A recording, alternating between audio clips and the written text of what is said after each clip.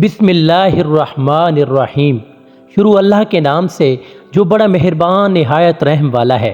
السلام علیکم حاضرین اکرام، آج کی ویڈیو میں ہم آپ کو بتائیں گے خلیل خدا حضرت ابراہیم علیہ السلام کے ساتھ جڑے اس واقعے کے بارے میں جس میں آپ نے فرمایا، اے پروردگار مجھے دکھا کہ تو مردوں کو کیسے زندہ کرتا ہے۔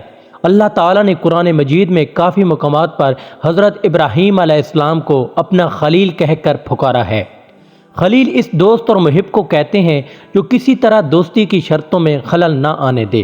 حضرت ابراہیم علیہ السلام کے خلیل خدا ہونے کے بارے میں حضرت امام جعفر صادق علیہ السلام سے منقول ہے کہ حضرت ابراہیم علیہ السلام مہمانوں کے باپ تھے، یعنی مہمانوں کو بہت دوست رکھتے تھے۔ جب کوئی مہمان آپ کے پاس نہ ہوتا تھا تو آپ علیہ السلام مہمان کو تلاش کرتے تھے۔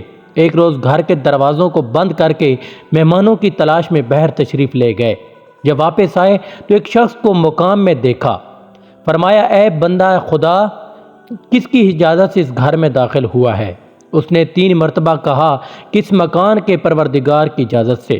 حضرت ابراہیم علیہ السلام سمجھ گئے کہ وہ جبرائیل علیہ السلام ہیں اور اپنے پروردگار کی حمد بجا لائے۔ جبرائیل علیہ السلام نے کہا کہ تمہارے پروردگار نے مجھ کو اپنے ایک نیک بندے کے پاس بھیجا ہے جس کو اپنا خلیل بنایا ہے۔ حضرت ابراہیم علیہ السلام نے کہا کہ بتاؤ وہ کون ہے تاکہ میں زندگی بھر اس کی خدمت کروں۔ جبرائیل علیہ السلام نے کہا کہ آپ ہی وہ شخص ہیں۔ پوچھا، مجھ کو خلیل کیوں قرار دیا ہے؟ جبرائیل علیہ السلام نے کہا، اس لیے کہ تم نے کسی سے کسی چیز کا سوال نہیں کیا اور نہ کسی کے سوال کو رد کیا ہے۔ رسول خدا صلی اللہ علیہ وسلم سے منقول ہے کہ خدا نے ابراہیم علیہ السلام کو اس سبب سے خلیل بنایا کہ لوگوں کو کھانا کھلاتے تھے اور رات میں اس وقت نماز پڑھتے تھے جبکہ سب لوگ سکون کی نیند سو رہے ہوتے تھے۔ ایک دفعہ حضرت ابراہیم علیہ السلام دریا کے کنارے سے گزر رہے تھے کہ آپ کی نظر ایک ایسے مردار پر پڑی جو دریا کے کنارے پڑا ہوا تھا۔ دریائی اور خشکی کے درندے اسے کھا رہے تھے، پھر یہ درندے بھی ایک دوسرے کو کھانے لگے۔ یہ دیکھ کر حضرت ابراہیم علیہ السلام کو تعجب ہوا۔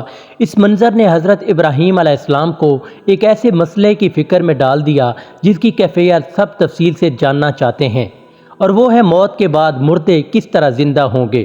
حضرت ابراہیم علیہ السلام سوچنے لگے کہ اگر ایسا ہی انسانی جسم کے ساتھ ہو اور انسان کا بدن جانوروں کے بدن کا جزو بن جائے تو قیامت میں اٹھنے کا معاملہ کیسے عمل میں آئے گا، جبکہ قیامت کے روز انسان کو اسی بدن کے ساتھ اٹھنا ہے۔ حضرت ابراہیم علیہ السلام نے اللہ سے درخواست کی کہ اے میرے پروردگار مجھے دکھا کہ تو مردوں کو کیسے زندہ کرے گا۔ اللہ تعالیٰ نے فرمایا، کیا تم اس بات پر یقین نہیں رکھتے؟ حضرت ابراہیم علیہ السلام نے کہا، ایمان تو رکھتا ہوں لیکن چاہتا ہوں کہ دل کو تسلی ہو جائے۔ فرمایا، تو پھر 4 پرندے لے لو، ان کے ٹکڑے ٹکڑے کر ڈالو اور ہر پہاڑ پر ان کا ایک ایک ٹکڑا رکھ دو۔ اس کے بعد ان کے نام سے ان کو بلاؤ، دیکھنا کہ وہ دوڑتے ہوئے تمہارے پاس آتے ہیں، اور خدا بے شک غالب حکمت والا ہے۔ اللہ تعالیٰ نے حضرت ابراہیم علیہ السلام کو نبوت کے مرتبے پر فائز فرمایا تھا۔ حضرت ابراہیم علیہ السلام کا دل خدا پر ایمان سے معمور تھا اور اس پر پروردگار کی قدرت کے بارے میں رکھتی بارش شک و شبہ کی گنجائش نہیں تھی، تاہم اس غرض سے کہ چیزوں کے حقائق ان پر واضح ہو جائیں اور ان کی بصیرت میں اضافہ ہو جائے، انہوں نے خدا سے درخواست کی کہ وہ انہیں یہ نظارہ دکھائے کہ وہ مردوں کو کیسے زندہ کرتا ہے۔ کیونکہ حضرت ابراہیم علیہ السلام کا مقصد اطمینان قلب حاصل کرنا تھا، اس لیے خدا نے ان کے پاس وحی بھیجی کہ 4 پرندے پکڑو، انہیں ذبح کرنے کے بعد ان کا قیمہ کرو اور اسے آپس میں ملا دو، پھر ایسے چاند حصوں میں تقسیم کرو اور ہر حصہ ایک پہاڑی پر رکھ دو۔ پھر ان پرندوں کو بلاؤ تاکہ وہ خدا کے اذان سے زندہ ہو کر تمہارے پاس آ جائیں۔ حضرت ابراہیم علیہ السلام نے خدا کے حکم پر عمل کیا اور پرندوں کو ذبح کرنے کے بعد ان کے گوشت کا قیمہ باہم ملا دینے اور پھر تقسیم کرنے کے بعد انہیں مختلف پہاڑوں پر رکھ دیا۔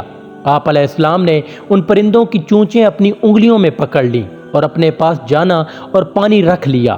پھر ان پرندوں کا نام لے کر ان کو آواز دی کہ خدا کے عزم سے زندہ ہو جاؤ، تو ان حیوانوں کے بعض اجزاء بعض کی طرف اڑے اور ان کے بدن درست ہوئے اور ہر بدن اپنی گردن اور سر سے آ کر جڑ گیا۔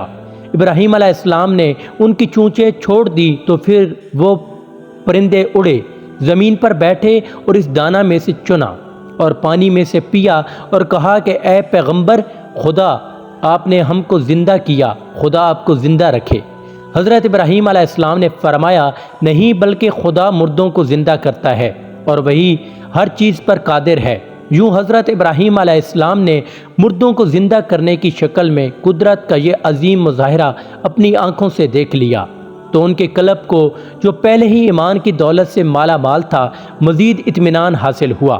آخر میں آپ کو یہ بات بتاتے چلیں کہ یہ 4 پرندے جو حضرت ابراہیم علیہ السلام نے ذبح کیے تھے کون سے تھے؟